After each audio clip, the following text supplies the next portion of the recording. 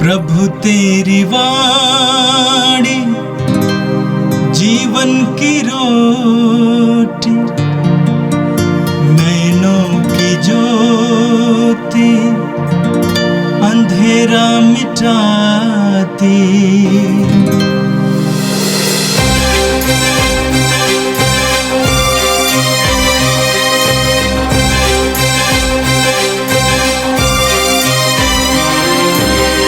प्रभु तेरी वाणी जीवन की रोटी, नैनों की ज्योति अंधेरा मिटाती।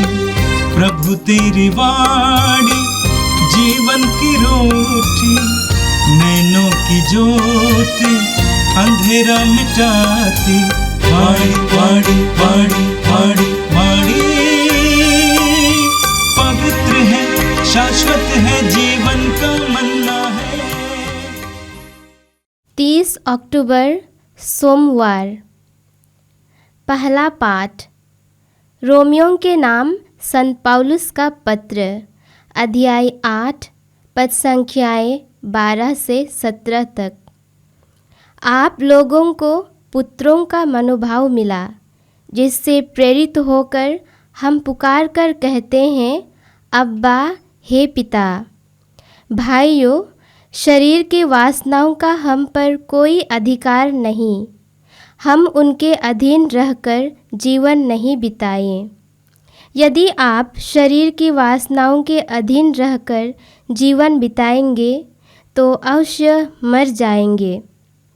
लेकिन यदि आप आत्मा की प्रेरणा से शरीर की वासनाओं का दमन करेंगे तो आपको जीवन प्राप्त होगा।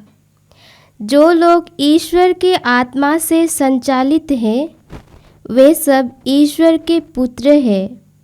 आप लोगों को दासों का मनोभाव नहीं मिला, जिससे प्रेरित होकर आप फिर डरने लगे। आप लोगों को गोद लिए हुए पुत्रों का मनोभाव मिला, जिससे प्रेरित होकर हम पुकार कर कहते हैं, अब्बा हे पिता। आत्मा स्वयं हमें आश्वासन देती है कि हम सचमुच ईश्वर की संतान हैं। यदि हम उसकी संतान हैं तो हम उसके विरासत के भागी हैं। हम मसीह के साथ ईश्वर की विरासत के भागी हैं। यदि हम उन्हीं के साथ दुख भोगते हैं तो हम उन्हीं के साथ महिमान्वित हो जाएंगे। यह प्रभु की वाणी है। संत लूकस के अनुसार पवित्र सुसमाचार, अध्याय 13 वाक्य 10 से 17 तक। ईसा विश्राम के दिन किसी सभागृह में शिक्षा दे रहे थे। वहां एक स्त्री आई जो अबदूत लग जाने के कारण 18 वर्षों से बीमार थी। वह एकदम झुक गई थी और किसी भी तरह सीधी नहीं हो पाती थी। ईसा ने उसे देखकर अपने पास बुलाया और उससे कहा, नारी, तुम अपने रोग से मुक्त हो गई हो। और उन्होंने उस पर हाथ रख दिए। उसी क्षण वह सीधी हो गई और ईश्वर की स्तुति करती रही। सभागृह का अधिकारी चिढ़ गया, क्योंकि ईसा ने विश्राम के दिन उस स्त्री को चंगा किया था। उसने लोगों से कहा, 6 दिन हैं जिनमें काम करना उचित है, इसलिए उन्हीं दिनों चंगा होने के लिए आओ, विश्राम के दिन नहीं। परंतु प्रभु ने उसे उत्तर दिया, ढोंगियों, क्या तुम में से हर एक विश्राम के दिन अपना बैल या गधा थान से खोलकर पानी पिलाने नहीं ले जाता? शैतान ने इस स्त्री इब्राहिम की इस बेटी को इन 18 वर्षों से बांध रखा था, तो क्या इसे विश्राम के दिन उस बंधन से छुड़ाना उचित नहीं था? ईसा के इन शब्दों से उनके सब विरोधी लज्जित हो गए, लेकिन सारी जनता उनके चमत्कार देखकर आनंदित होती थी। यह प्रभु का दिव्य सुसमाचार है। ख्रिस्त प्रभु की जय। मेरे प्रिय भाई और बहनों, आज का पहला पाठ रोमियो के नाम संत पौलुस के पत्र के अध्याय 8 से लिया गया था। रोमी अध्याय 7 और 8 में संत पौलुस शरीर और आत्मा के बीच के द्वंद्व के बारे में बताते हैं। अध्याय 8 के वाक्य 5, 6, 7 में आपने सुना, पौलुस कहते हैं शरीर और आत्मा एक दूसरे के विरुद्ध हैं। गलातियों के पत्र के अध्याय 5 वाक्य 17 में भी संत पौलुस यही बात कहते हैं। हम सभी के अंदर ये द्वंद्व चल रहा है और अधिकतर लोग अपने शरीर की आवश्यकताओं के बारे में ही सोचते हैं। शरीर को स्वस्थ रखना, शरीर को पुष्ट रखना, शरीर को सुंदर रखना, जितने दिन तक जी सके जीने का प्रयास करना। तो हम अक्सर शरीर के इर्द गिर्द की जिंदगी जीते हैं। लेकिन एक विश्वासी वो है जो शरीर की वासनाओं के अनुसार नहीं जीता है, बल्कि शरीर से ऊपर उठकर आत्मा की प्रेरणा के अनुसार जीवन जीता है। संत पौलुस आज के वचन में हमें समझाए हैं, यदि आप आत्मा की प्रेरणा से शरीर की वासनाओं को दमन करेंगे तो आपको जीवन प्राप्त होगा। हमारा शरीर, जैसा कि मैंने एक बार कहा, हमारे लिए ही कभी कभी बोझ बन जाता है। शारीरिक प्रवृत्तियां, शारीरिक आदतें हमारे लिए ही बोझ बन जाता है। और इन बातों से हमें कैसे स्वतंत्रता मिलेगी? पवित्र आत्मा के द्वारा। जब हम पवित्र आत्मा से संचालित होने लगते हैं, हम अपने आप को पवित्र आत्मा के अधीन करते हैं, तो पवित्र आत्मा हमारे दुर्बल शरीर को भी बलवान बना देगा और हमारे पापमय शरीर को कृपा का माध्यम बना देगा। तो ये द्वंद्व चल रहा है शरीर और आत्मा के बीच। धीरे धीरे हमें पवित्र आत्मा के अधीन होते जाना है। हमें पवित्र आत्मा से कहना है कि पवित्र आत्मा मुझे अपने अधिकार में लीजिए। लूकस के सुसमाचार के अध्याय 11 वाक्य 13 में प्रभु यीशु कहते हैं, पवित्र आत्मा उनको दिया जाता है जो मांगता है। जो मांगते हैं उनको दिया जाता है। तो हमें प्रतिदिन पवित्र आत्मा के अधीन हो जाना है। संत पौलुस कहते हैं फिलिप्पी अध्याय 3 वाक्य 12 में, यीशु मसीह ने मुझे अपने वश में कर लिया है। उसी तरह धीरे धीरे हमें हमारे शरीर को, शरीर की आवश्यकताओं को धीरे धीरे पवित्र आत्मा के अधीन करना है। यह शरीर मरणशील है। योहन अध्याय 6 वाक्य 63 में प्रभु कहते हैं मांस व्यर्थ है। यह हमें कब्रिस्तान तक ले जा सकता है या तो स्मशान घाट तक ले जा सकता है, इसके आगे नहीं ले जा सकता है। एक विश्वासी शरीर की आवश्यकताओं, वासनाओं के परे पवित्र आत्मा के अनुसार जीवन जीता है और इस प्रकार वो अनंत जीवन के लायक सिद्ध करता है। आगे संत पौलुस कहते हैं, जो लोग ईश्वर के आत्मा से संचालित हैं वे सब ईश्वर के पुत्र हैं। जो लोग ईश्वर के आत्मा से संचालित हैं वे सब ईश्वर के पुत्र हैं। जो पवित्र आत्मा से संचालित है वो महसूस करता है कि मैं प्रभु का, ईश्वर का पुत्र हूं। पौलुस कहते हैं कि आप लोगों को दासों का मनोभाव नहीं मिला है जिससे प्रेरित होकर आप फिर डरने लगे। आप लोगों को गोद लिए गए पुत्रों का मनोभाव मिला है जिससे प्रेरित होकर हम पुकार कर कहते हैं अब्बा, हे पिता। जब हम शरीर से ऊपर उठते हैं, पवित्र आत्मा के अधीन हो जाते हैं, पवित्र आत्मा हमारे अंदर क्रियाशील होता है, हम सिर्फ शारीरिक बातों के बारे में नहीं सोचते हैं, शारीरिक वासनाओं के बारे में नहीं सोचते हैं, पवित्र आत्मा के अधीन होते जाते हैं, तब हम ईश्वर को अपना अब्बा कहकर पुकारेंगे। प्रभु यीशु ने स्वयं ईश्वर को अब्बा कहकर पुकारा। पौलुस कहते हैं आत्मा स्वयं हमें आश्वासन देता है कि हम सचमुच ईश्वर की संतान हैं।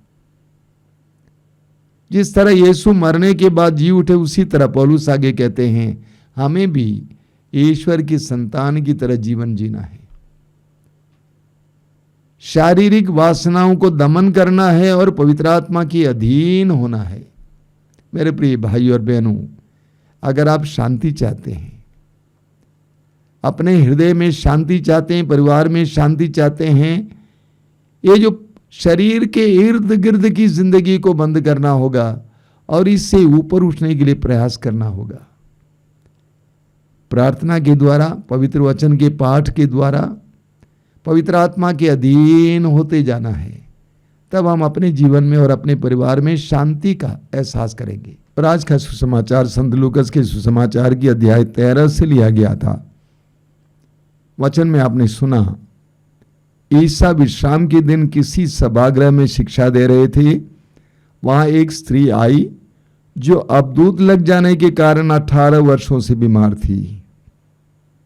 मैं दोहराता हूं, जो अबदूत लग जाने के कारण 18 वर्षों से बीमार थी, वो एकदम झुक गई थी और किसी भी तरह सीधी नहीं हो पाती थी। बताइए, अबदूत ने उसको क्या बना रखा था? वो बिल्कुल झुक गई थी, वो किसी भी तरह सीधी नहीं हो पाती थी। न जाने कितने वैद्यों के पास गई होगी, कितने लेप लगाए होंगे, कितनी दुआएं की होंगी, उसके दिल में कितनी इच्छा रही होगी कि मैं सीधा लेट सकूं, मैं कोई काम कर सकूं, मैं सीधा होकर दूसरों की तरह चल सकूं। कितनी दर्दनाक परिस्थिति में थी। वचन में आपने सुना, अबदूत लग जाने के कारण वो स्थिति में आ गई थी। यानी दुष्ट आत्मा मनुष्य को कहां से कहां पहुंचा सकता है। प्रभु यीशु को उस नारी पर तरस आया, दया आई। ईसा ने उसे देखकर अपने पास बुलाया, कहा कि आओ, और कहा, नारी तुम अपने रोग से मुक्त हो गई हो। और उन्होंने उस पर हाथ रख दिए। उसी क्षण वो सीधी हो गई और ईश्वर की स्तुति करती रही। मेरी पक्की धारणा है, जब वो झुकी हुई थी, वो शायद सारी दुनिया को कोस रही थी, मेरे साथ ऐसा क्यों हुआ? ईश्वर को कोस रही थी, भगवान तूने मेरे साथ ऐसा क्यों किया? लेकिन सीधी होने के बाद उसने क्या किया? ईश्वर की स्तुति करना शुरू किया। इस दुनिया में बहुत सारे लोग इसी तरह झुके हुए हैं। बुराई की आत्माएं उनको झुका के रखी हैं। बेईमानी के कारण, ईर्ष्या के कारण, जलन के कारण, अन्य प्रकार की बातों के कारण, नशे के कारण झुके हुए हैं। सीधे होने की हिम्मत नहीं है, ईश्वर की स्तुति नहीं करते हैं, उल्टे ईश्वर को श्राप देते हैं, कोसते हैं। वो नारी सीधी हो गई, वो ईश्वर की स्तुति करने लगी। जब हम भी सीधे हो जाएंगे तो हम भी ईश्वर को धन्यवाद देने लगेंगे। जब हम भी प्रभु यीशु के स्पर्श का अनुभव करेंगे, हम भी सीधे हो जाएंगे, ईश्वर की स्तुति करेंगे। यीशु ने उसको स्पर्श किया। जब हमें भी यीशु का स्पर्श मिलेगा, हम भी आनंदित हो जाएंगे, हम सीधे हो जाएंगे, ईश्वर को धन्यवाद देने लगेंगे और इज्जत की जिंदगी जिएंगे, गरिमा की जिंदगी जिएंगे। उसके लिए यीशु के स्पर्श की आवश्यकता है। अब देखिए, वो तो विश्राम दिन था। यहूदी लोग विश्राम के दिन यानी 7वें दिन यानी शनिवार उनके लिए था। शनिवार को सभागृहों में जाया करते थे, प्रार्थना भवनों में जाया करते थे और वहां पर लोग वचन सुनते थे, प्रार्थना करते थे, चले जाते थे। तो वो दिन विश्राम का दिन था। अब वहां पे सभागृह में उपस्थित कई यहूदी धर्मगुरु यीशु पर लाछन लगाने लगे, दोष लगाने लगे और उस नारी को डांटने लगे क्या दूसरे किसी दिन नहीं आ सकती थी? आज के दिन ही आना था। आज विश्राम दिवस है, आज कोई काम नहीं करना चाहिए। बताइए, प्रभु के नियम को लोगों ने क्या बना रखा था। प्रभु यीशु ने लोगों को डांटा, फटकारा, और प्रभु ने पूछा कि ढोंगियों, तुम में से हर एक विश्राम के दिन अपना बैल या गधा थान से खोलकर पानी पिलाने नहीं ले जाता? इतना तो तुम करते हो। और आगे प्रभु कहते हैं, शैतान ने इस स्त्री इब्राहिम की इस बेटी को इन 18 वर्षों से बांध रखा था, तो क्या इसे विश्राम के दिन उस बंधन से छुड़ाना उचित नहीं था?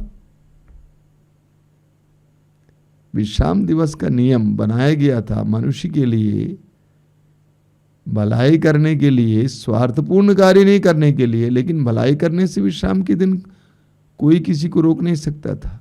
प्रभु यीशु ने लोगों को यह समझाया। तो प्रभु ने एक चमत्कारपूर्ण कार्य किया, एक नारी का भला किया, लेकिन यहूदी नेता उसको गलत साबित करने के लिए कोशिश कर रहे थे, दोष ढूंढ रहे थे। लेकिन वचन में आज आपने सुना, लेकिन सारी जनता उनके चमत्कार देखकर आनंदित होती थी। एक तरफ धर्मगुरु और धर्म के बड़े बड़े लोग नियम कानून के आधार पर बात करते थे, दूसरी तरफ आम लोग प्रभु के महान कार्यों को देखकर आनंदित हुआ करते थे। आज भी हमें यही देखने को मिलता है। प्रभु यीशु ने कहा, बच्चों को मेरे पास आने दो, क्योंकि ईश्वर का राज्य उन जैसों का है। मत्ती 11:25 से प्रभु यीशु ने कहा कि हे पिता, मैं तुझे धन्यवाद देता हूं, क्योंकि तूने इन सारी बातों को ज्ञानियों और समझदारों से छिपाकर मेरे बच्चों पर प्रकट किया। तुझे यही पसंद आया। ईश्वरीय बातें, ईश्वर की कृपा बच्चों जैसों को मिलती हैं। आइए हम प्रार्थना करें। प्रभु यीशु, धन्यवाद देते हैं आज के सुंदर दिन के लिए। तेरे पवित्र वचनों के लिए धन्यवाद देते हैं। वचनों के द्वारा तू हमें स्पर्श कर रहा है, तू हमें दिशा बता रहा है, सही क्या गलत क्या ये बता रहा है, तू हमें जीवन का मार्ग बता रहा है। धन्यवाद देते हैं यीशु। हम तुझसे प्रार्थना करते हैं, हमें तेरे महान कार्यों को देखने के लिए लायक बना दे, हमें तेरे स्पर्श के लायक बना दे, हमें ईश्वर की स्तुति करने के लिए लायक बना दे।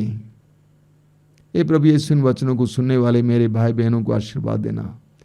वे आज जहां कहीं भी जाए उन्हें आशीर्वाद देना, संरक्षण देना, उनका हर कार्य सफल हो। हमारी इस प्रार्थना को ग्रहण कर, आमीन। प्रभु तेरी वाणी जीवन की रोटी, नैनों की ज्योति अंधेरा मिटाती। वाणी वाणी वाणी वाणी वाणी पवित्र है, शाश्वत है, जीवन का मन्ना है।